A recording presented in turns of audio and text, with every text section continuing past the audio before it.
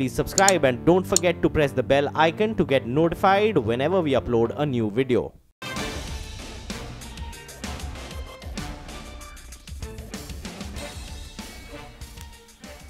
Hello and welcome to Chartbusters. Well, this is the show where we'll highlight a whole host of buzzing stocks. I'm Nigel D'Souza and with me is Mangalam Malu. Hey Mangalam, good morning. It's expiry day. It's going to be quite an interesting one. Currently, in fact, Nifty is holding mildly in the green, but as you were alerting us this morning itself, you need to keep an eye out on writing of strikes today. So the puts, well, it's fairly active today. The 10,500, 10,550, as well as 10,600 puts. All of them have added big open interest. The 10,500 put, that's the most active. It's added nearly around 17 lakh shares. But the 10,600 put as well, that as well has added nearly around 10 lakh shares. So we're looking out for a range. Well, on the downside, you do 10,600 minus around 30. So that should be around 10,570, 10,550. And on the upside, the 10,600 call, that's fairly active in today's trading session. The premiums at around 13 rupees. So, fair to say that if we see the Nifty move towards 10,620 odd, then a lot of these positions will start getting unbound. While on the downside, there should be some support at around the 10,550, 10,560 odd mark. Hey, Mangalam. Hi, absolutely, Nigel. You're speaking about the Nifty. Just keep an eye out on the Nifty Bank as well. 24,800 is where it is, but we saw a lot of call writing at 25,000 and put writing came in at 24,500. So that means that there is more downside than upside as far as the Bank Nifty is concerned. So we'll keep an eye out on that. And the mid-cap index, that one's pretty much in line, underperforming if you must. There are more reds than greens on the screen, but a lot of individual stocks. Our ticker team tells us about Cyient, which is up 5.5%. But even if you take a look at the other stocks from the F&O space, the likes of Godrej Consumer, that one's at the high point of the day. Godfrey Phillips was under pressure in yesterday's trading session. That one spiked just as we speak. In fact, that one too has moved off the low point of today's trading session. Godfrey Phillips. And Pizza Time, this stock has been buzzing 42% this year itself, more than 100% over the last 6-7 months. Godfrey Phillips, Jubilant Foodworks, that one should come up for you. That one too is buzzing as we speak. So we'll keep an eye out on all these things, but first up the headlines. Yeah, that's right. First up, let's run you through all the top stories at this point of time. Wipro sulks in trade after a big miss in the company's fourth quarter earnings. The dollar revenue and EBIT margins failed to meet expectations. Guidance as well disappoints the street. PC Jewelers tanks in trades on rumours of promoters selling and IT raids. Though the stock recovers as the management tells CNBC TV18 that the promoter stake has fallen as one of the promoters, Padam Chand Gupta, gifted away his shares. No other promoters are selling in the company and the management denied rumours of income tax raids. And Reliance Naval and Engineering is down more than 10% in trade after news that the stock will be excluded from the derivatives market come June 1st. M&M Financial, that one hits a 52-week high after the rural-focused financier reports its strongest balance sheet in the last 8 quarters. Highest ever quarterly disbursement drives the AUM growth also to the highest level in the last 8 quarters. And in big earnings to watch out for today, for Axis Bank, the slippages from the watch list, that'll be watched clearly. While in fact for Yes Bank, a CNBC TV18 poll pegs the profit growth of around 16%. Biocon too reports its Q4 numbers today. Okay then, well, the Nifty is holding a bit in the green. A couple of stocks that are moving around in the last few minutes. You have Tata Motors, that's spiking up a tad bit from the frontliners. Adani Ports as well, that's recovered from the low point of the day. So keep an eye out on both those two stocks. While from the broader markets and stocks that will be playing out today's expiry, IRB, I remember that one day when the stock went all the way to around 280. Now that's moved to the low point of the day, so just keep an eye out on that one. In Interglobe Aviation, some of these aviation stocks, they could be under some pressure because crude prices continue to hold at around $75 per barrel. That stock, in fact, the 6-month chart our director is showing us, that's up close to around 25%. But I'll just request her to pull up today's chart. Yes, the stock has moved to the low point of the day. But how do you trade the Nifty? It's expiry day, so things are really going to heat up towards the end of trade. Sandeep Bagle joins us in the studio. Hi Sandeep, good morning. Your trade on the Nifty, is there a trade? Good morning, Nigel. I think the Nifty is in a 50-point band. 10,520, 530, don't think it will be broken. Maybe even 550 may not be broken. On the upside, 10,600, 620, 630 has been acting as a strong resistance. I don't expect that to be crossed either. Okay.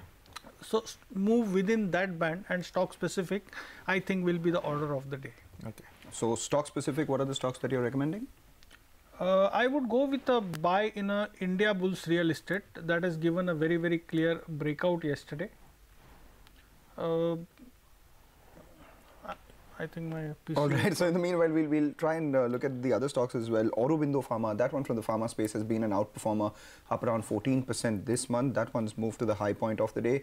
And we were talking about a couple of FMCG stocks earlier, the likes of Godrej Consumer and Godfrey Phillips. But just take a look at Nestle. That one too has moved to the high point of the day. Britannia consistently moving towards the higher end of the trading range. PVR has spiked up, and as we speak, we have TVS Motors too, which has moved to the high point of the day. Sandeep, any other ideas that you have from the stocks that I just mentioned? Yes, I would go with a buy in a India Bulls real estate. Stop loss of 210, target 243. The second call is a buy in a NIT Tech. Although it has moved up, I see some further move. 1098 will be the stop loss, 1200 will be the target. And I would go with a sell in a ONGC, stop loss of 180, target of 171. And all the calls are with a 2 to 3 days time duration. All right, just pull up Container Corp just before we move on to the next thing, because that one suddenly moved to the low point of the day, down about 3% this week, reports its quarterly numbers tomorrow. We'll keep an eye out on that one, an interesting move on the downside on Container Corp. But let's move on. We have ICICI Lombard, muted in trade today, reported a muted fourth quarter, second consecutive quarter of decline in the gross premium growth on a quarter-on-quarter basis. Yash Jain caught up with Bhargav Dasgupta, the MD and CEO of the company. Our view of the market is that this industry will continue to grow between 15 to 20% over a secular period. It's not just 1 year. Over the next 5-10 years, we believe this industry has a scope, and the tailwind is very clear.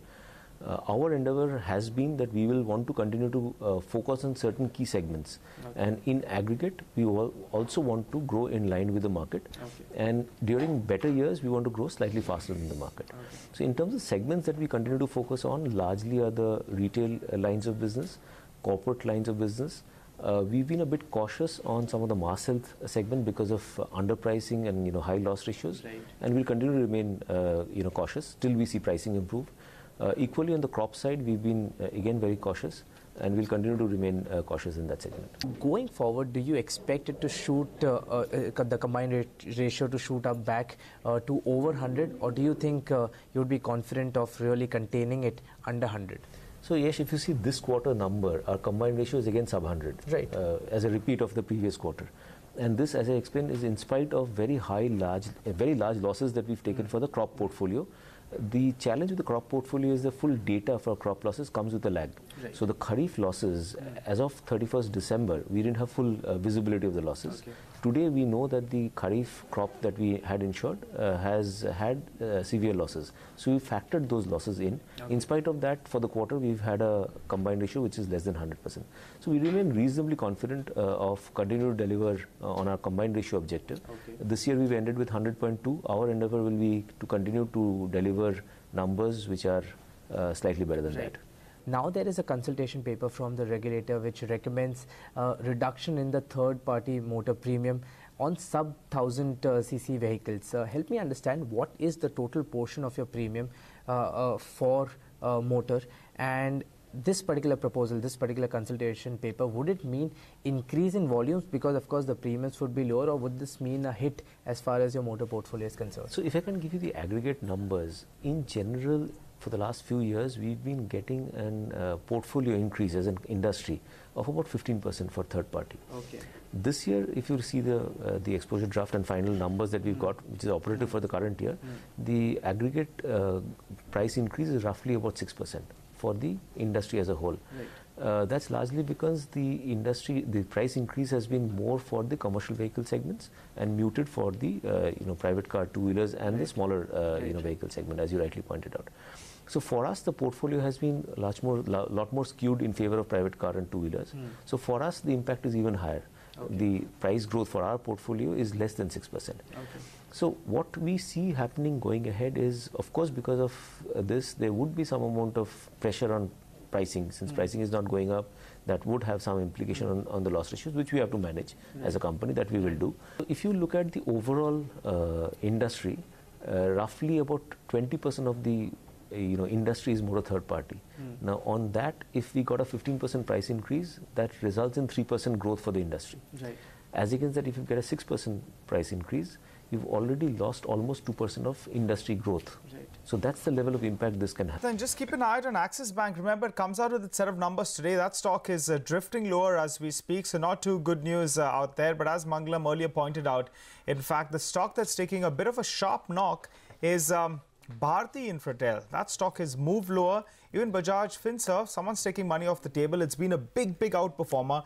But in the last few minutes, we are seeing some selling on that stock as well. Add to the list and HPCL, that's not had a great series at all. In fact, all the three OMCs, they have not had a great series at all. All of them down more than 10% in this series. Remember, ahead of an election year, when you have three OMCs part of the Nifty, I wonder whether the exchange is going to rethink this strategy, because all of them, they're going to be very volatile for the next 1 year odd. A big spike in crude prices, what we're seeing, someone is going to have to bear that bill.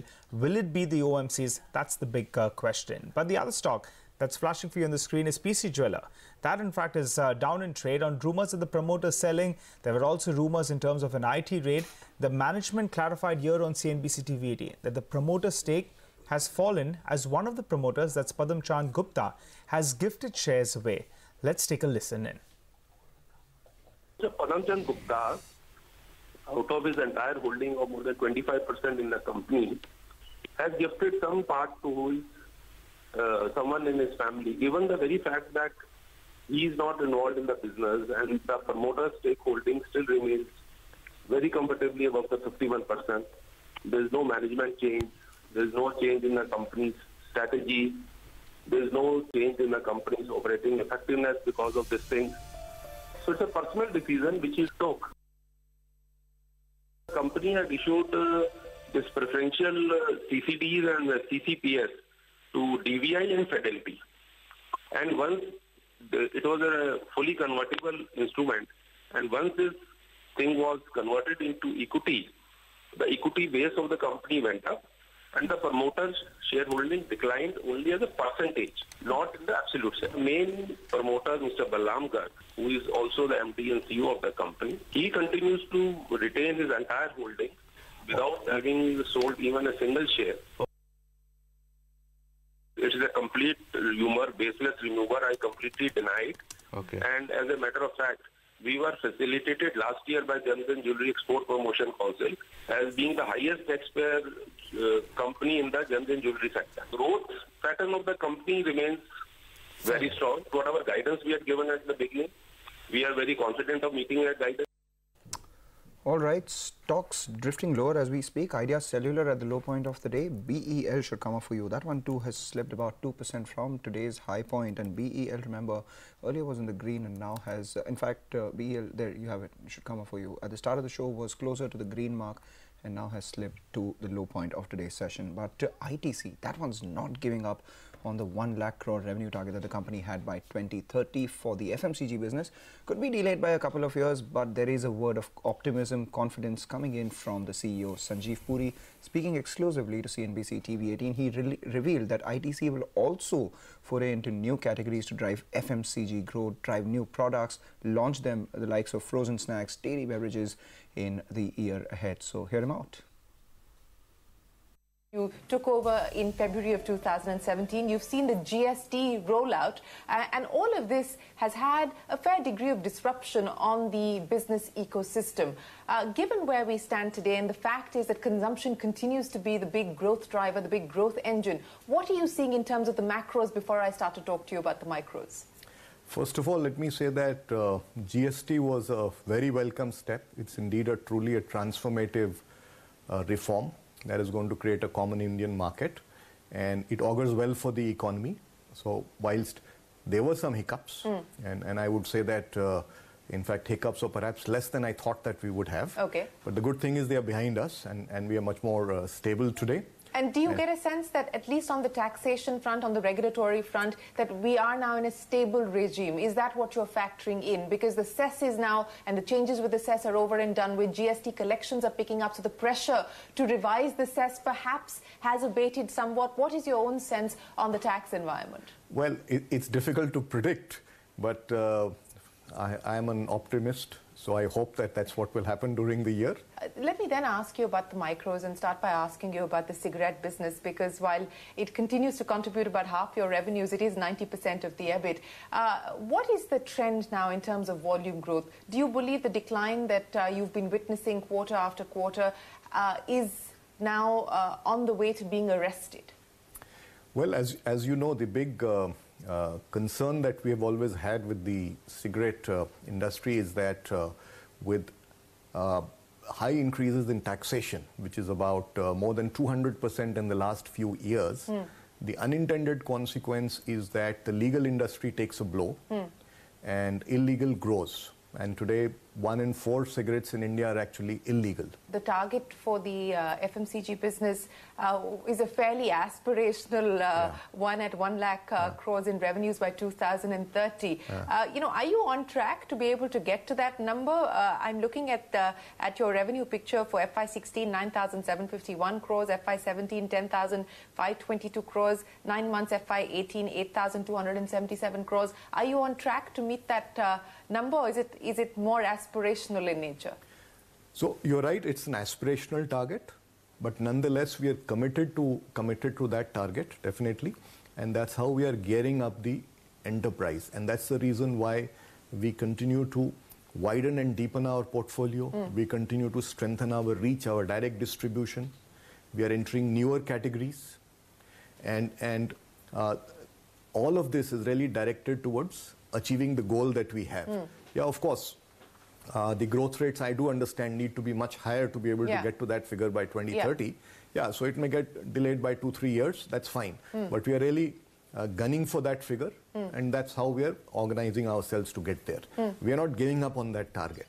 Absolutely flat for the markets, but keep an eye out on a couple of stocks. Index stocks like Tata Motors, that one Nigel had earlier pointed out that it was at the high point of the day. In fact, it's extended its gains, and you're seeing a huge amount of volumes on Tata Motors, so that stock should come up for you at the high point. Another one, index heavyweight Reliance, reports its numbers on 27th, and that one too has moved to the high point of the day. But talking about numbers, Axis Bank and Yes Bank will be reporting earnings today. Ahead of that, Abhishek, as always, is here with the key expectations. Abhishek, you keep talking about cricketers every time. This time, let's talk about the pitch. Some googlies likely from both Axis Bank and Yes Bank?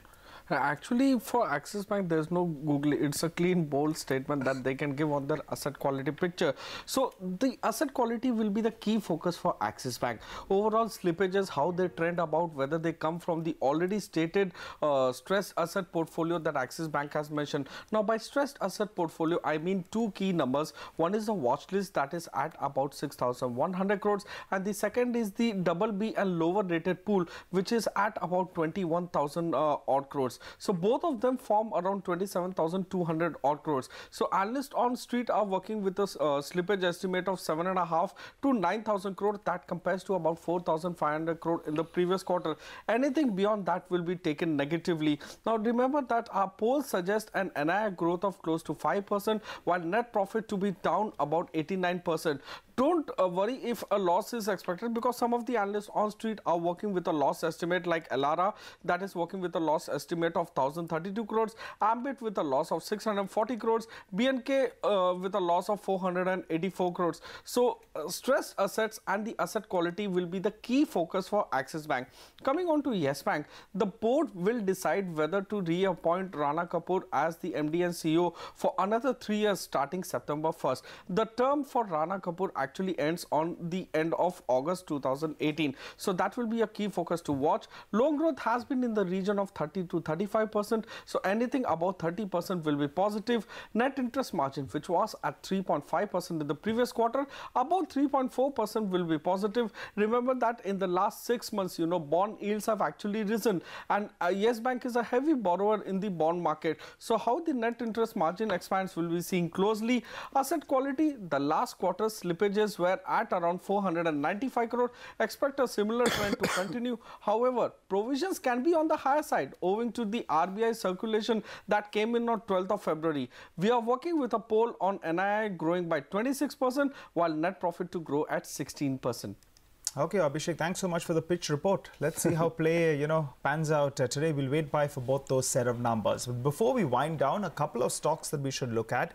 One stock is Reliance Industries. Mangalam just spoke about it. It's almost at its 52-week high, so keep an eye out on that stock. 630,000 in terms of market capitalization. So we're around, 30,000 crores away from another $100 million dollar company. So we'll keep an eye out on that one. Standard disclosure.